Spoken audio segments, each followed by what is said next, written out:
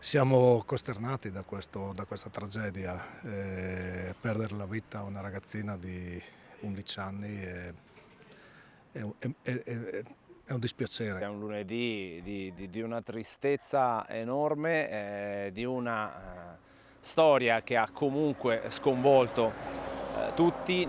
Siamo tra la rotonda del centro commerciale Arcobaleno e quella di Orniano. La Ford Focus, guidata da Addi Schiavo, 45enne udinese, precedeva verso Udine, quando per chiaramente motivi che non si sanno e che verranno accertati ha perso il controllo e è finita sulla carreggiata opposta, ha invaso la carreggiata e si è schiantata precisamente qui, proprio dove si vedono tutti i segni dell'impatto. Quello su cui si riflette è ovviamente anche l'assenza di segni di frenata. Questo è un dettaglio non da poco.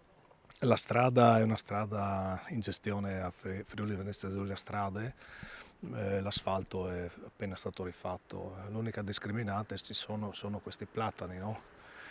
Il destino ha voluto che un platano causasse quello che è successo, questa tragedia. Le due figlie di Addis Schiavo erano sul sedile posteriore.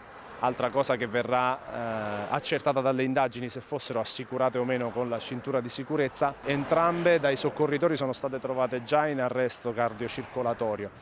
Sono arrivate qui l'automedica, due ambulanze e l'elicottero. Con l'elicottero è stato trasportato in ospedale il papà, il 45enne, codice giallo. C'è stata la corsa sfrenata con la scorta della polizia stradale, delle due ambulanze all'ospedale di Udine. Qui Noemi, 11 anni, non ce l'ha fatta, nonostante i disperati tentativi di rianimazione dei soccorritori che ci hanno provato fino all'ultimo.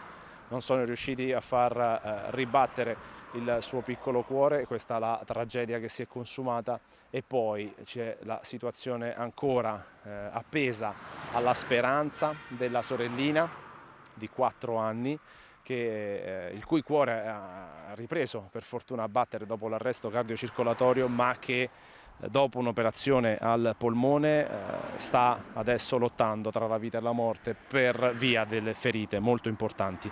Siamo vicini, io personalmente, ma credo di esprimere il parere, insomma, della popolazione di Basiliano, siamo vicini a questa famiglia così duramente provata.